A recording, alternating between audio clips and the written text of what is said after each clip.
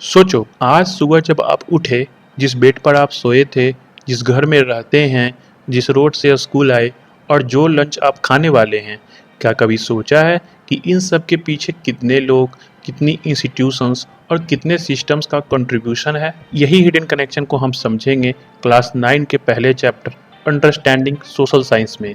अब तक आप सोशल साइंस को सिर्फ स्टोरीज, प्लेसेस और इवेंट्स के थ्रू पढ़ते आए हैं, लेकिन क्लास 9 में गेम चेंज हो जाता है। अब सिर्फ व्हाट हैपेंड नहीं, बल्कि व्हाई हैपेंड, हाउ हैपेंड और व्हाट इम्पैक्ट हैपेंड भी समझना है। सिंपल वर्ड्स में, social science is the systematic study of human society.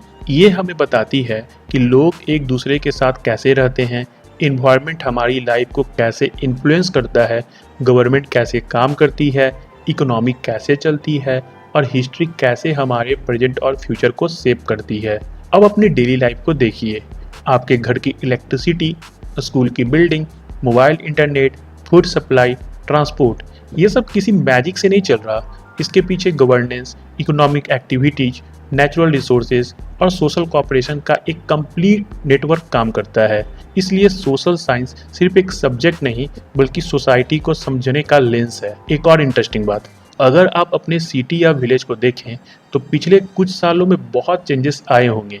कहीं फ्लाईओवर बना, कहीं मेट्रो आई, कहीं पॉल्यूशन बढ़ा और कहीं नए स्कूल्स खुले। एक सोशल साइंटिस्ट हमेशा ये क्वेश्चंस पूछता है कि क्या चेंज हुआ, क्यों हुआ और उसका इम्पैक्ट लोगों पर क्या पड़ा।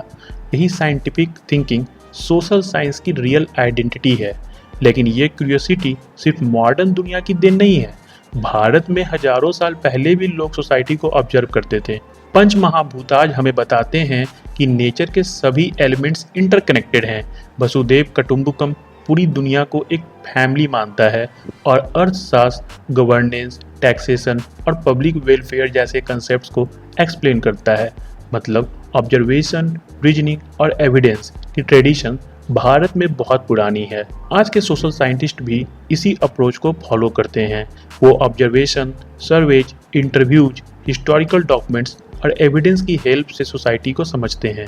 गेसवर्क नहीं, बल्कि फैक्ट्स और लॉजिकल रीजनिंग पर काम करते हैं। इसलिए सोशल साइंस एक सिंगल सब्जेक्ट नहीं है, ये 4 मेजर डिसिप्लिन्स का कॉम्बिनेशन है। ज्योग्राफी बताती है कि प्लेसेस, पीपल और रिसोर्सेज एक दूसरे से कैसे कनेक्टेड हैं। हिस्ट्री एक्सप्लेन करती है कि पास्ट के इवेंट्स ने प्रेजेंट को कैसे शेप किया। पॉलिटिकल साइंस हमें गवर्नमेंट, डेमोक्रेसी, कॉन्स्टिट्यूशंस, राइट्स और रिस्पॉन्सिबिलिटी समझाती है। और इकोनॉमिक्स बताती है कि लिमिटेड रिसोर्सेज का यूज करके अनलिमिटेड नीड्स को कैसे मैनेज किया जाता है। ये चारों सब्जेक्ट्स अलग जरूर हैं, लेकिन रियल लाइफ में हमेशा एक दूसरे से कनेक्टेड रहते हैं।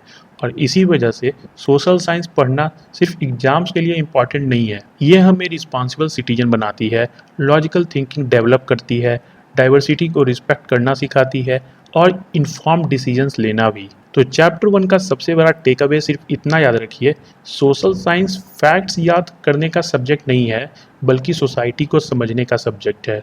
और जब सोसाइटी समझ आ जाती है, तब दुनिया को देखने का नज़रिया ही बदल जाता है। तो कैसी लगी यह वीडियो कमेंट में ज़रूर बताइए और वीडियो को लाइक ज़रूर कर दीजिए और इस चैनल को सब्सक्राइब भी ज़रूर कर लीजिए।